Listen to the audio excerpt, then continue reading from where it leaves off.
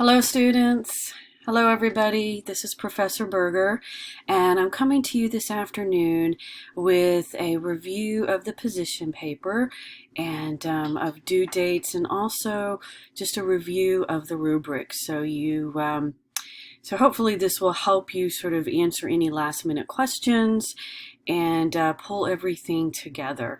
So let's just start at the top, right? And hopefully what you're seeing on your screen is the assignment link for submitting the final copy of the position paper. And here's the link.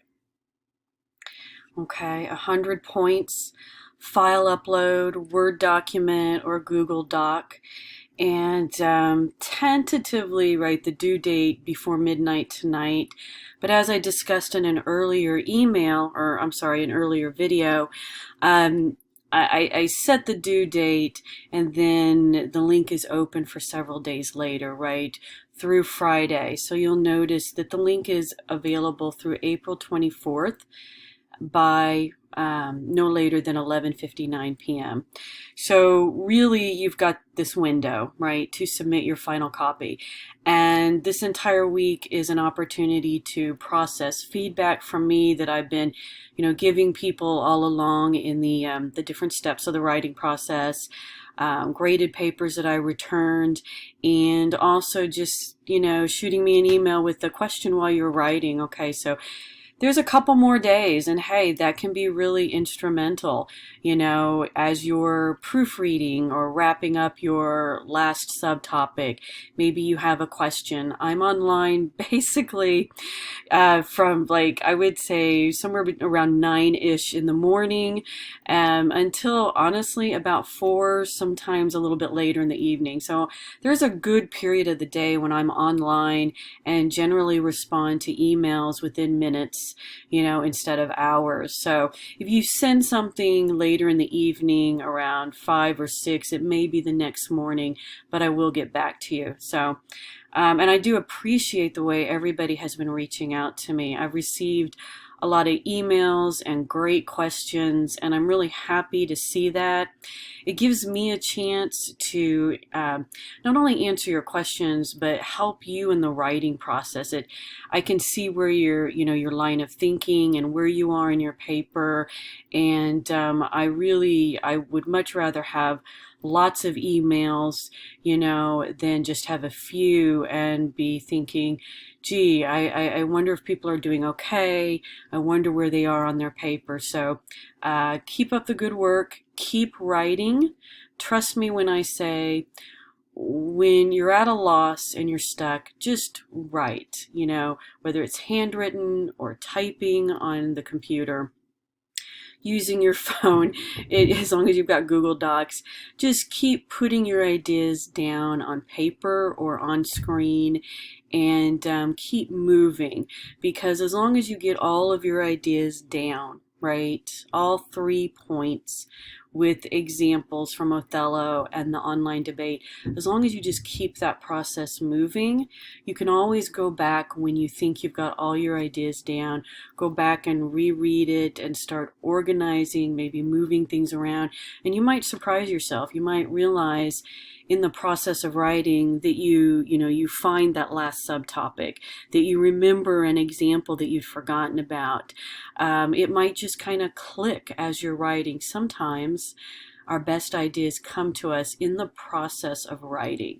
So don't wait to be hit by a bolt of lightning and have the perfect idea before you start writing. Just start and trust me on this, and shoot me an email if you think of something in the process. Okay, so, one more thing I almost forgot. If I overlooked anything, which, I am human, I try to catch everything, but if I missed something, if I missed a thesis statement or responding or getting feedback to you on something which may have happened, then please also just reach out to me. Don't be shy. I won't be offended. I want to make sure that I respond to everybody's emails, and I want to make sure that everybody gets feedback. Okay, so just reach out to me, and we're going to start our review. We've got about 10 minutes, so we're going to start with a review of the actual paper assignment. And I just want to remind everybody, hey, this is your writing prompt. And I purposefully tried to keep it simple for this paper, right? There's one question. Is Othello a racist text? Okay. Now notice in the question, I didn't ask you, what was Shakespeare thinking when he was writing Othello? I don't actually, we can't possibly know what Shakespeare was thinking, right? We could maybe infer some things, right? But we don't know. And I'm not really asking you to tell me, is Shakespeare racist? You know, was Shakespeare racist? Were people in Tudor England, Elizabethan England, were they racist? Were they prejudiced? I mean, you may get in discussion of some of that, possibly in your paper, but that's not really the question, right? The text or the play is what I'm asking, okay? So we do have evidence of the text. We have the complete play, and we've read the complete play, and we've talked about it in detail, and we've talked about the language. We've talked about the racist language at the beginning of the play, and really throughout the treatment of Othello and others, you know, how Iago treats Othello, even how others treat Othello. We've talked about, so in addition to the language, we've talked about the imagery, right? Think back to the imagery, think back to the treatment.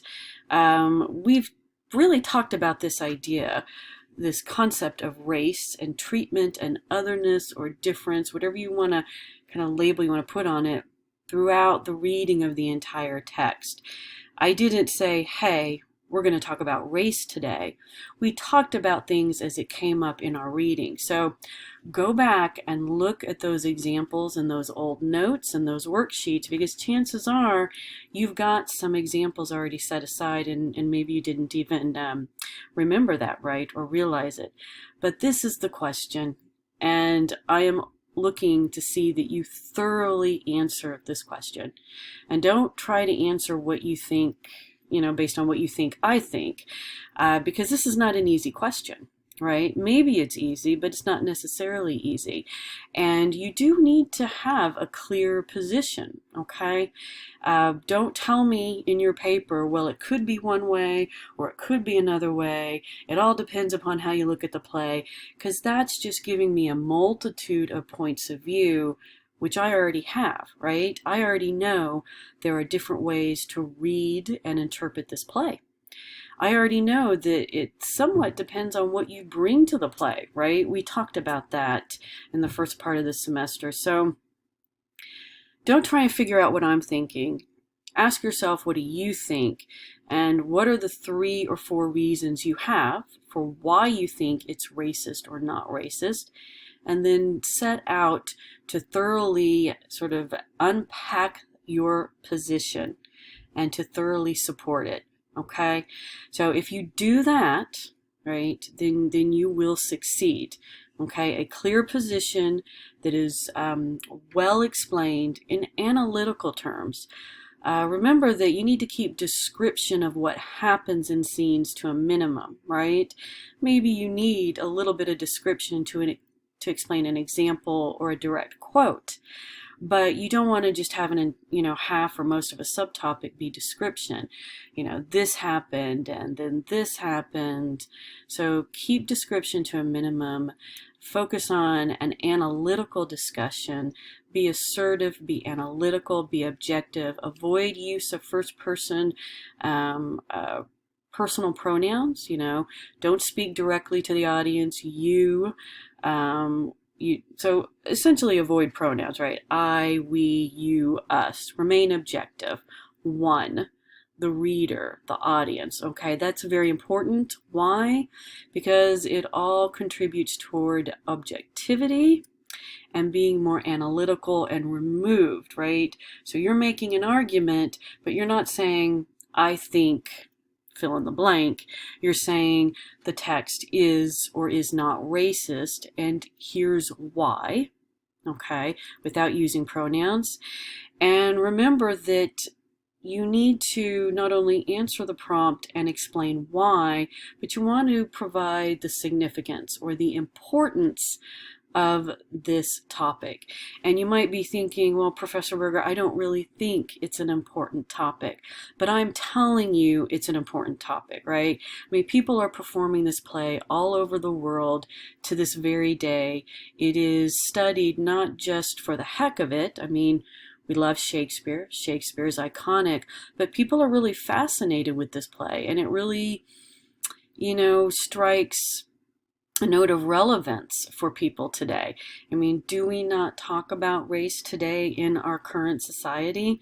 Okay, so maybe that's us just projecting onto the play. Maybe that's what you think. I don't know. You can explore that in your papers, but I'm telling you it's an important topic, and it's important to people. People look to Shakespeare's plays for inspiration, for wisdom, for insight. And that's one of the reasons why we're still performing and studying his plays. So it does kind of matter, right?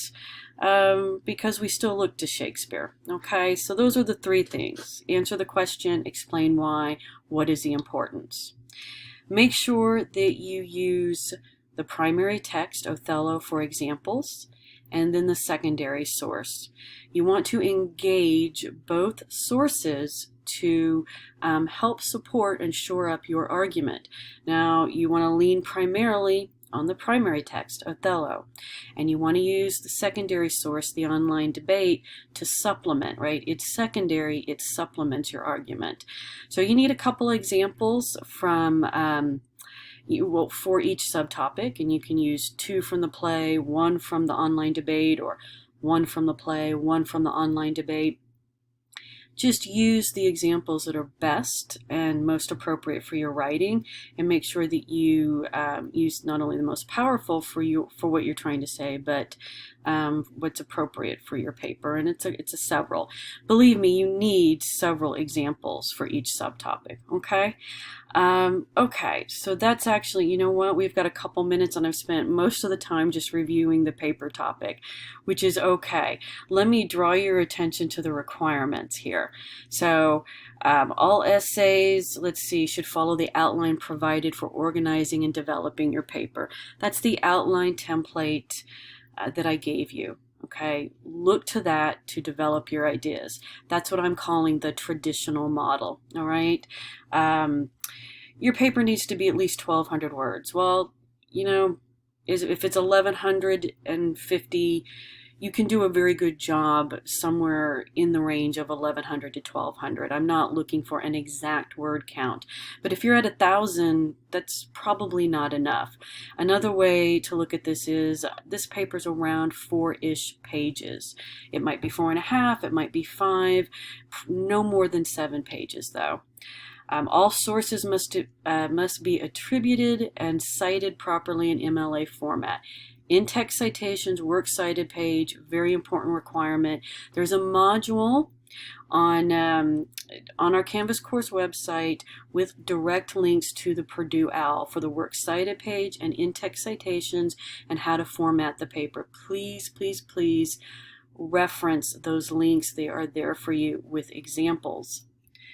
And let's see, using external sources beyond what I've provided, beyond the online debate, is not recommended. It's strongly discouraged. You must cite and attribute every source that you reference and use in the paper, but you were supposed to rely only on Othello and the online debate.